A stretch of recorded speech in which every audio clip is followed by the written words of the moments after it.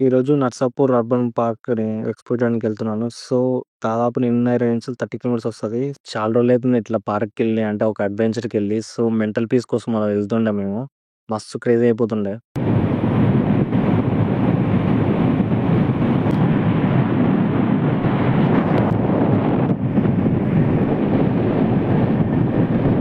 ఫైనల్‌గా మనం Narsapur park reach అయిపోయాం. సో, ఎంట్రీ ఇది లెఫ్ట్ సైడు. మనం బైక్ పార్క్ చేసుకొని వెళ్ళాలి.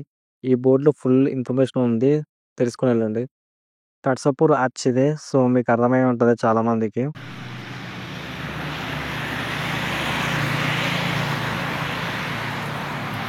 లోపలికి ఎంట్రీ అయిపోయాం. మస్తున్నది ఎక్సైట్‌మెంట్. సో, మొత్తం నేచర్ తోటి చల్ల గాలొస్తుంటే ఆ ఫీల్ వేరే ఉంది. మస్తున్నది. సో, మీరు గూడా చూడండి నాతో పాటు అడ్వెంచర్ ఎట్లుంటదని జెప్పేసి. నర్సాపూర్ పార్క్ అంటే ఏమనుకున్నా గానీ మొత్తం మస్తున్నది జంగల్ తోటి. అంటే ఆ ఎక్స్‌పీరియన్స్ వేరే లెవెల్‌లో ఉంది. ఇక్కడ ప్రతీది ఇన్ఫర్మేషన్ ఉంటదిక్కడ.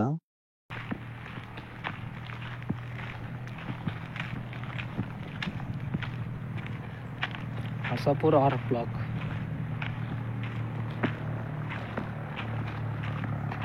మీకు ఏరియా వైస్‌గా మీకు లొకేషన్‌లో చూపిస్తారు. ఎక్కడికెళ్ళినా మరి ఆ పాయింట్ దగ్గరకి వస్తారు. సో, అది. ఇక్కడ వీకెండ్ అయితే చాలు సాటర్‌డే, సండే మొత్తం లవర్స్‌తోని నిండిపోతది పార్క్ మొత్తం. ఇక్కడ మీరు కన్‌ఫ్యూజ్ కావాల్సిన అవసరం లేదు. ఎందుకంటే ప్రతి ఇన్ఫర్మేషన్ ఇక్కడనే ఉంటది. సో, బోర్డ్‌ల మీద. మనకు కావాల్సిందేంది వాచ్ టవర్. సో, వాచ్ టవర్‌కి ఎటెళ్ళాలి, ఎంత డిస్టెన్స్ ఉంటదని చెప్పేసి మొత్తం బోర్డ్ మీద ఉంటది. ఇక్కడ బోర్డ్‌లో కనిపిస్తున్న ఇన్ఫర్మేషన్ మీరు ఖచ్చితంగా ఫాలో అవ్వాల్సిందే. ఎందుకంటే ఇక్కడ సీసీ కెమెరాలు ఉంటాయి. We are under the CC cameras అని బోర్డ్ కూడా ఉంటది. సో, స్ట్రిక్ట్‌గా ఫాలో అవ్వండి. ఎందుకంటే రూల్స్. నాకు తెలిసి watch tower distance up to 8-10 kilometres ఉంటది. మీకైతే ఇక్కడనే మనకి ఏది వాష్‌రూమ్స్ ఉన్నాయి కాబట్టి మీరేమన్నా చూసుకుంటే ఇక్కడనే చూసుకోవాలి. మేము 1 కిలోమీటర్ గూడా రీచ్ కాలేదు. మాకైతే మొత్తం చెమటలు పట్టేసినాయి. ఎందుకంటే మొత్తం ఎండ కొడుతుంది. ఒక పక్కన మస్తు ఉబ్బరిస్తుంది. మస్తు ఆగమైతున్నాం మేమైతే. చిన్న బొంత పురుగు సో, డిఫరెంట్‌గా ఉంది చాలా. మీరెక్కడికెళ్ళినా ఇలాంటి బోర్డులుంటాయి. సో, చూసుకొని వెళ్ళండి. మీకు అర్థమై ఉంటది board already. Save the nature.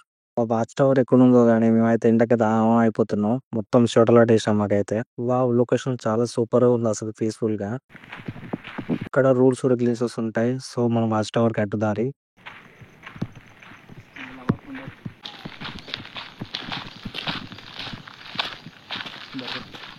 హ్మ్. ఇప్పుడు మీకొక సర్ప్రైజ్ అనమాట. సో, మీరు చూస్తేనే మీరు థ్రిల్ అయిపోతారు. నిజంగా అక్కడున్నట్టు అనిపిస్తది. ఏందో చూసి చెప్పండి ఓకేనా?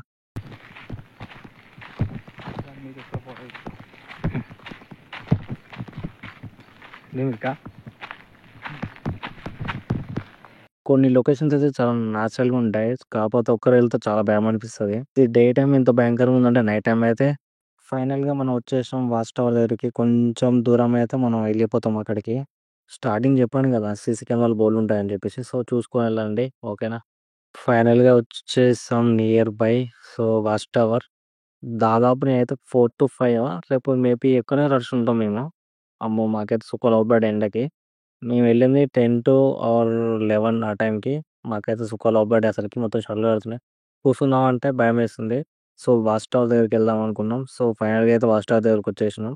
సో, ఎందుకంటే కొంతమంది లేడీస్ అంటే వాయిస్ ఇనబడుతుంది. చాలామంది ఫోటోలు దిగుతారనుకుంటా ఫ్యామిలీతోటి. సో, ఎళ్ళిపోదాం పదండి. ఈ బోర్డ్‌ని ఒకసారి చదవండి మీకు డీటెయిల్స్ అన్నీ అర్థమైతాయి.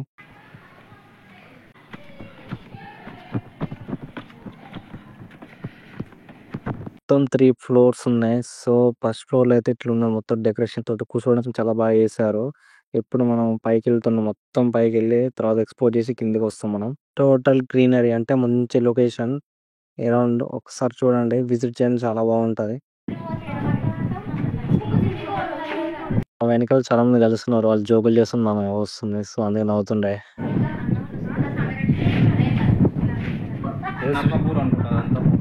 చుట్టూ మొత్తం జంగల్ అంటే మొత్తం నేచర్. సో, మీకు అర్థమైతుంటది గదా! సో, అదే అన్నమాట మొత్తం.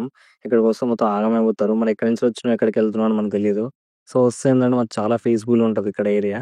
ఒకసారి వచ్చి విజిట్ చేయండి. చాలా బావుంటది ఇక్కడ. ఫ్యామిలీతోనే రావచ్చు, లేకపోతే ఫ్రెండ్స్‌తోని రావచ్చు. Your wish. మస్తున్నది లొకేషన్ అయితే. మంచి చల్ల గాలొస్తుంటే ఒకటే గోల చేస్తారు ఈ లేడీస్. మొత్తం పాటలు పాడుకుంటూ చిల్లర చేస్తున్నారు. మొత్తం ఆర్టిఫిషియల్ తోటి అంటే మొత్తం చెక్కతోటి బాగా చేశారు ఇక్కడ డిజైనింగ్. కూర్చోడానికి డైనింగ్ టైప్ బావుంది. డెకరేషన్ అయితే సూపర్ ఉంది అసలకి. ఇక మేము రిటర్న్ అయిపోయినాం. వెళ్తున్నాం ఇగ.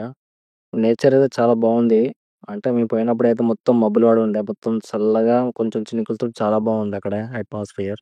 రిటర్న్ అయిపోయే దారిలో ఏందంటే, మనం వచ్చిన దారి కంటే మళ్ళీ ఎగ్జిట్ దారి వేరే ఉంటది. మీరు బాగా నడిచి స్ట్రెయిన్ అయితే అప్పుడప్పుడు కూర్చోడానికి రిలాక్స్‌గా ఇక్కడ చైర్‌లుంటాయి స్టైలిష్‌గా.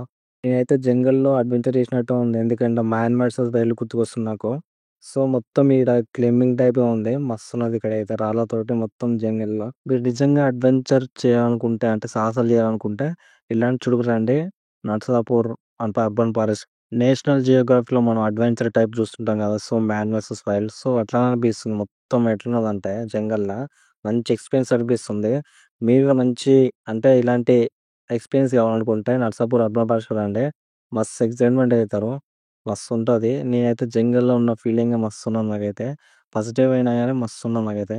మీరు ఈ జంగల్‌లో ఎక్కడ తిరిగిన ఇట్లాంటి అవపడుతున్న రిలాక్స్ కోసం కూర్చోవడానికి మస్తుంటది.